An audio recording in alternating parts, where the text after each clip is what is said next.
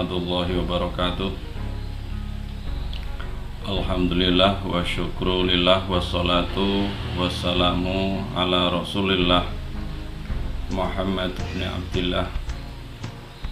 Amma ba'du.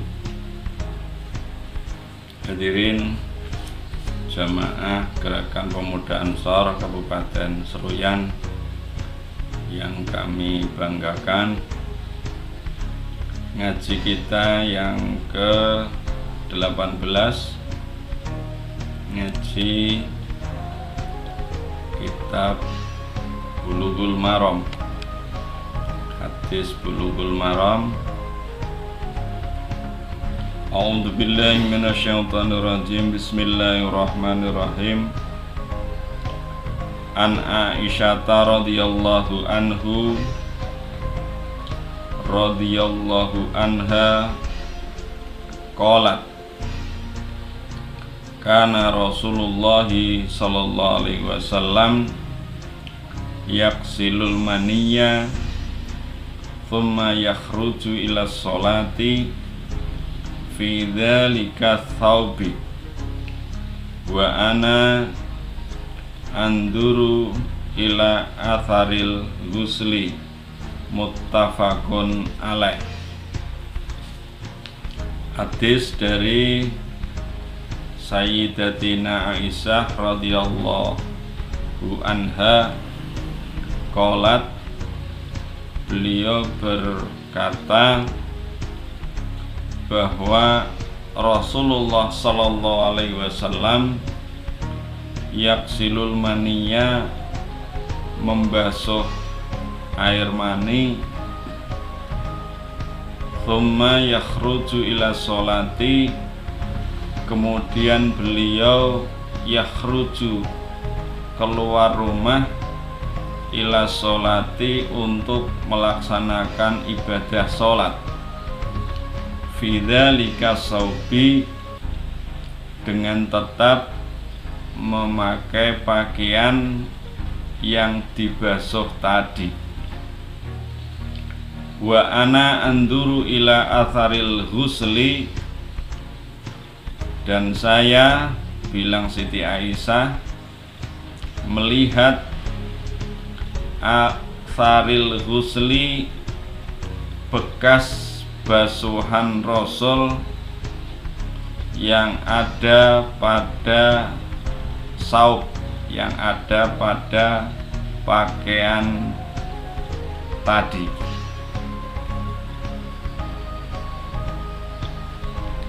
Hadirin yang dimuliakan Allah, hadis dari Aisyah ini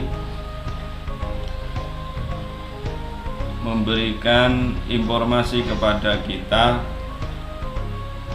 bahwa suatu ketika Rasulullah sebelum sholat itu membasuh pakaian beliau,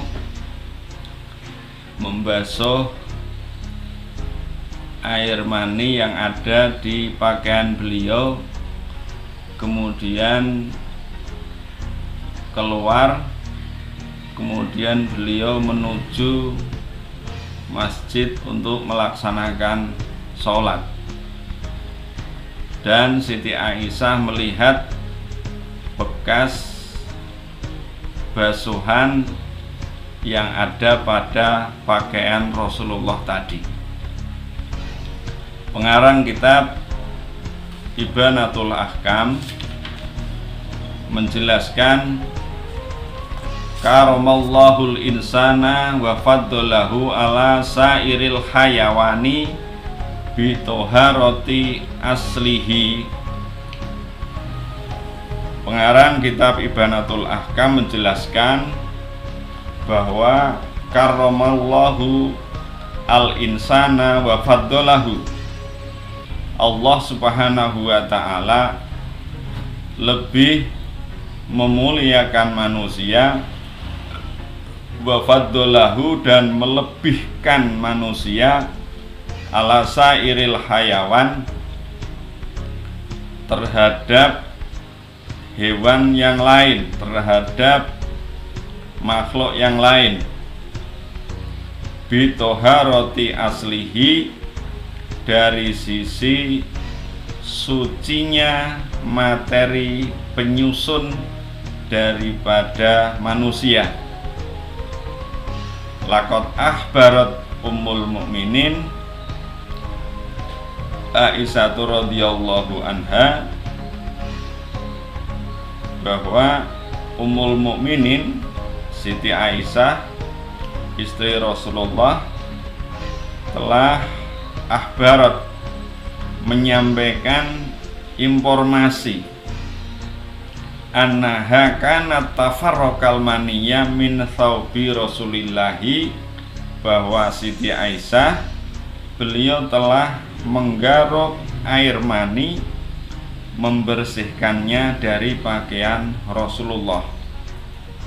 Jadi menurut pengarang Ibanatul Ahkam, bahwa Allah melebihkan daripada makhluk yang lain dari sisi penyusun manusia.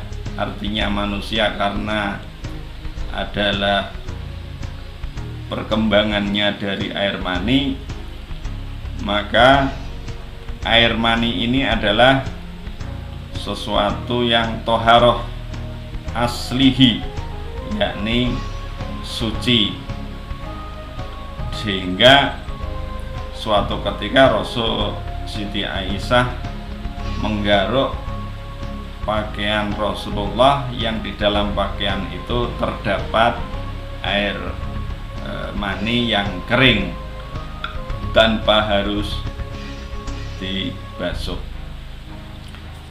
Hadirin yang dimuliakan Allah, ada fikih hadis dari hadis di atas bahwa ghussalal maniyya idza kana ratuban wa farraqahu idza kana yabisan.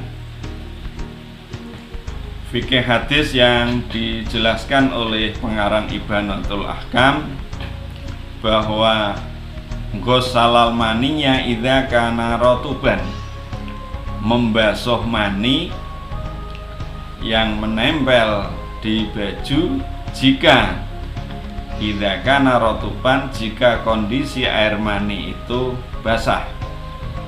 Wa farraqahu idza kana yabisan, dan cukup menggaruknya dengan kuku atau dengan benda padat lainnya idza kana yabisan, jika kondisi mani adalah basah. Hadirin yang dimuliakan Allah, pengarang kitab Ibanatul Ahkam juga